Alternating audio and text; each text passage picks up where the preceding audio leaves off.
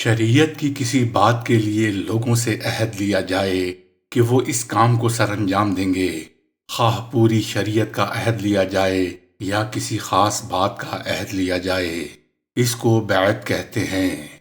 رسول اکرم صلی اللہ علیہ وآلہ وسلم کے حکم سے اس امر کو بہت سے مواقع پر سر انجام دیا۔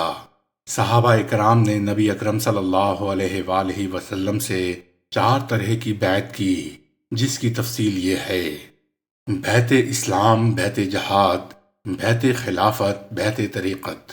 بیعت اسلام کہتے ہیں کسی مسلمان کے ہاتھ پر کفر و شرک سے توبہ کرتے ہوئے عہد و پیمان کرنا، جیسا کہ نبی اکرم صلی اللہ علیہ وآلہ وسلم کے ہاتھ پر مسلمانوں نے بیعت اسلام کی تھی۔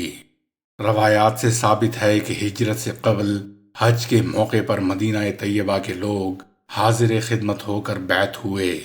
بیعت عقبہ اولیٰ اور بیعت عقبہ ثانی کا تذکرہ حدیث کی معتبر کتابوں میں موجود ہے۔ بیعت جہاد وہ بیعت ہے کہ مسلم امام کے ہاتھ پر عہد کرنا کہ اپنی جان دینے کے ساتھ ساتھ ہر بڑی سے بڑی قربانی دینے کے لیے تیار ہیں، جیسے حدیبیہ کے موقع پر حضرات صحابہ کرام نے نبی اکرم صلی اللہ علیہ وآلہ وسلم کے ہاتھ پر بیعت کی۔ بیعت ہجرت کے بارے میں حارث بن زیاد رضی اللہ تعالی عنہ فرماتے ہیں کہ میں یوم خندق میں آپ صلی اللہ علیہ وآلہ وسلم کی خدمت میں حاضر ہوا۔ آپ صلی اللہ علیہ وآلہ وسلم لوگوں سے ہجرت پر بیعت لے رہے تھے۔ میرا گمان ہوا کہ لوگ بیعت کے لیے بلائے جا رہے ہیں۔ میں نے عرض کیا، یا رسول اللہ صلی اللہ علیہ وآلہ وسلم، اس سے بھی ہجرت پر بیعت لے لیجئے۔ آپ صلی اللہ علیہ وآلہ وسلم نے فرمایا، یہ کون ہیں؟ میں نے کہا، میرے چچیرے بھائی ہوت بن یزید ہیں، یا یزید بن ہوت۔ رسول اللہ صلی اللہ علیہ وآلہ وسلم نے فرمایا، میں تم لوگوں سے بیعت نہیں لیتا، لوگ تو تمہاری طرف ہجرت کر کے آتے ہیں، تم لوگوں کی طرف ہجرت کر کے نہ جاؤ۔ بیعت طریقت یہ وہ بیعت ہے کہ جو مرشد کامل کے ہاتھ پر اس عہد کے ساتھ کی جاتی ہے کہ شرعی دائرے میں رہتے ہوئے آپ کی اتباع کروں گا اور جناب کی تعلیمات کی اتباع کرتے ہوئے اپنے ظاہر اور باطن کی اصلاح کروں گا اور گناہ کی زندگی کو ترک کر کے نیکی کی زندگی اختیار کروں گا۔ طریقت کی تلاش اور باطنی کمالوں کا حاصل کرنا واجب ہے، تو اب جاننا چاہیے کہ اس کے حاصل کرنے کی کئی ایک طریقے ہیں۔ مثلاً قرآن مجید کی تلاوت کرنا اور درود شریف کا کثرت سے پڑھنا اور اللہ تعالیٰ کے ناموں میں سے کسی ایک نام کے ذکر پر ہمیشہ قائم رہنا اور کثرت کرنا۔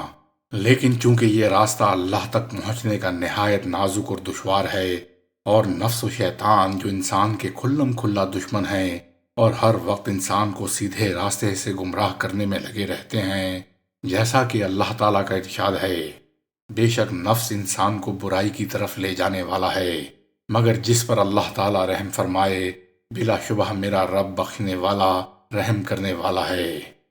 اس لیے مرشد کی بیعت کے بغیر کوئی چارہ نہیں، اور بزرگوں نے لکھا ہے کہ اللہ تعالیٰ تک پہنچنے کا سب سے زیادہ آسان اور سب سے زیادہ نزدیک راستہ یہی ہے، اور اللہ تعالیٰ کا قانون بھی اسی طرح پر جاری ہے کہ جس طرح انسان کی ظاہری خوبیوں اور ہنروں کو اپنے ہم جنسوں کے ساتھ مل کر حاصل کرتا ہے، اور استاد کی شاگردی حاصل کیے بغیر کوئی فن آسانی اور صحیح طریقے کے ساتھ نہیں سیکھ سکتا، برخلاف اور حیوانات کے کہ ان کے کمالات پیدائشی ہیں اور سیکھنے کے طور پر بہت کم حاصل کرتے ہیں۔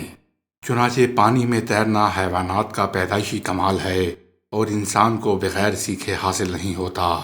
اسی طرح انسان باطنی کمالوں کو بھی طریقت کے پیر کی بیعت کے بغیر حاصل نہیں کر سکتا، الا ماشاء اللہ۔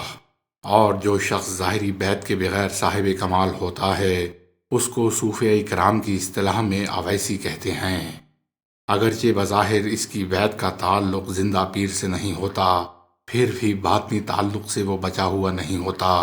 بیعت کے تعلق کو اللہ تعالیٰ کے راستوں میں سے سب سے زیادہ قریب ہونے کے لیے بزرگوں نے ایک چونٹی کی حکایت نقل کی ہے کہ ایک چونٹی کے دل میں یہ خواہش ہوئی کہ میں خانہ کعبہ پہنچوں، مگر خانہ کعبہ وہاں سے بہت دور تھا۔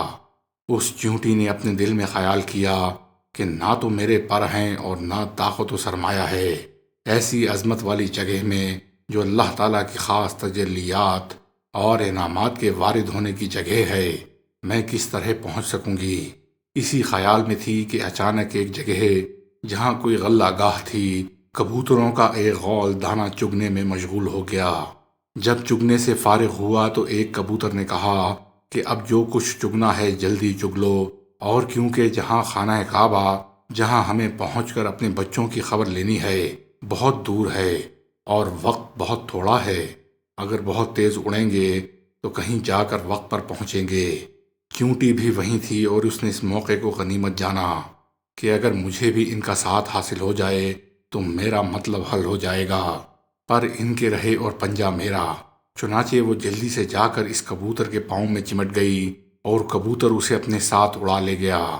جب کبوتر خانہ کعبہ پہنچے اور ایک نے دوسرے کو آواز دی کہ خانہ کعبہ کی زیارت اور طواف کر لو، چیونٹی سمجھ گئی کہ میری مراد اللہ تعالیٰ نے پوری کی۔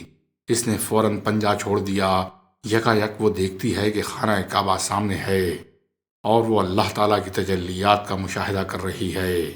بس جس طرح اس چیونٹی نے کبوتر کے پنجے مضبوط پکڑ لیے اور اپنا مقصود حاصل کر لیا، اسی طرح اگر اللہ تعالیٰ کا طالب اس راستے کی منازل طے کرتے ہوئے شہباز یعنی مرشد کے دامن کو مضبوطی سے پکڑ لے تو جہاں وہ پہنچے گا اس کو بھی اپنے ساتھ لے جائے گا، لیکن اگر یہ دامن کمزوری سے پکڑا تو دامن چھوٹ جائے گا اور وہ نیچے گر کر دوزخ کے گڑھے میں جا پہنچے گا۔